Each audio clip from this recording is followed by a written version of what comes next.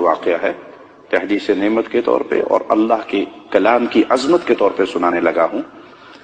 ایک شخص کا مجھے فون آیا امریکہ سے کہ میں بیڈ پر ہوں اور مجھے کینسر ہے اور میں خطرناک سٹیج پہ پہنچا ہوا ہوں اور کچھ ہی عرصے بعد میرا آپریشن ہونا ہے، دعا کیجئے گا۔ میرے پاس اس کی ٹیلی فون کال بھی ریکارڈ ہے۔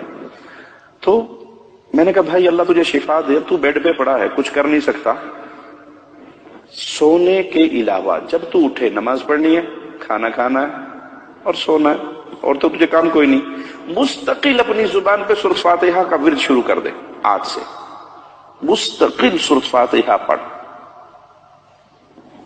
جتنا تجھے ٹائم ملے، روز 10 گھنٹے پڑھ سکتا ہے، 15 گھنٹے پڑھ سکتا ہے، 12 گھنٹے پڑھ سکتا ہے۔ اس کو اپنا وظیفہ بنا، یہ تیرے لیے علاج ہے۔ رسول اللہ نے اس کو شفا کہا صلی اللہ علیہ وسلم۔ چند مہینے کے بعد اس کا مجھے یاد نہیں ہے، 2 مہینے گزرے یا 1 مہینہ گزرا، اس کی مجھے دوبارہ کال آئی، کہا شیخ آپ نے مجھے سورۃ فاتحہ کا کہا تھا، واللہ میں نے اس دن سے اپنی 24 گھنٹے کی روٹین سورۃ فاتحہ بنائی۔ جب میں بیدار ہوتا میری زبان پہ فاتحہ ہوتی، جب میرا آپریشن کا وقت آیا اور اس سے پہلے ٹیسٹ وغیرہ کرنے تھے وہ کیے، میرا مرض بالکل ختم ہو چکا تھا۔ اس کو اللہ کے نبی نے شفا کہا ہے۔ آپ 24 گھنٹے کے پیچھے کیوں دوڑتے ہیں؟ آپ کے پاس جواہر ہیں، ہیرے ہیں، فاتحہ کو پڑھیں۔ اللہ نے مجھے بیٹی دی خدیجہ، اور اس کے دل میں 2 سوراخ تھے۔ یمامہ ہاسپٹل ریاض میں وہ پیدا ہوئی، تو پیدا ہوتے ہی مجھے ڈاکٹروں نے جب وزٹ کے لیے میں گیا بیٹی دیکھنے کے لیے، کہا اس کا ایمرجنسی میں فوری آپریشن کرنا ہے، بائی پاس، اس کے دل میں 2 سوراخ ہے، 1 لاکھ ریال کا خرچہ ہے۔ میں نے کہا میرے پاس تو 1 لاکھ ریال کی حیثیت نہیں ہے، میں کہاں سے اس کا آپریشن کروں گا؟ کہا نہیں آپ ٹرائی کریں، کوشش کریں، دیکھیں، لیکن اس کا آپریشن ضروری ہے۔ یہ روتی تھی تو پورا چہرہ اس کا نیلا ہو جاتا تھا۔ میں نے کہا ٹھیک ہے، اللہ آسانی فرمائے گا۔ میں نے بیٹی لی، گھر آ گیا، اور میں نے اللہ کی رحمت سے اسے اپنی گود میں لینا اور سورۃ فاتحہ پڑھنا۔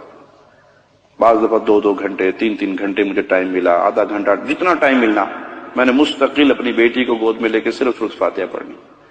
مجھے یاد نہیں کہ وہ 20-21 دن کے بعد دوبارہ یا مہینے کے بعد دوبارہ ہاسپٹل لے کر گیا، تو فائل اسی بچی کی تھی، ڈاکٹر چینج تھے۔ اب وہ مشین سکرین پہ ایکو کر رہے ہیں، نیچے فائل دیکھ رہے ہیں اور اس سکرین کو غور سے دیکھ رہے ہیں۔ مجھے کہتے کہاں سے علاج کروایا آپ نے؟ میں نے کہا کہیں سے نہیں بھی کروایا۔ کہا تو اس کے 2 سوراخ بند ہو چکے ہیں، بالکل ٹھیک ہوگی، نارمل ہوگی ماشاءاللہ۔ میں نے کہا کچھ نہیں کروایا، صرف سورۃ فاتحہ پڑھ کے دم کیا۔ ہڈیوں کے پیچھے پڑے ہوئے ہیں، کوئی دھاگوں کے پیچھے پڑا ہوا ہے، کوئی پیر کے تھوک چاٹنے تک کے پیچھے پڑے ہوئے کہ بابا تھوکی سوٹ دینا، ساڈا کم پار، بابا سوٹا مار دے، کئی بابے سوٹے والے ہیں، سوٹا مار دے، بس سوٹے سے ہمارا کام۔ اس حد تک ہمارا عقیدہ کمزور ہو گیا۔ ابن مسعود نے اپنی بیوی کے گلے میں اس دھاگے کو برداشت نہیں کیا، توڑ کر اعلان کیا ابن مسعود کا گھرانہ شرک سے پاک ہے، دھاگا باندھنے کو شرک قرار دیا۔ تو بھائی اگر کوئی تکلیف ہو، جس گھر میں سورۃ فاتحہ بقرہ پڑھی جائے شیطان بھاگ جاتا ہے، مستقل پڑھے، روزانہ پڑھے۔ تو جواب کیا ملے گا؟ مولوی صاحب 2.25 پارے پڑھے کون؟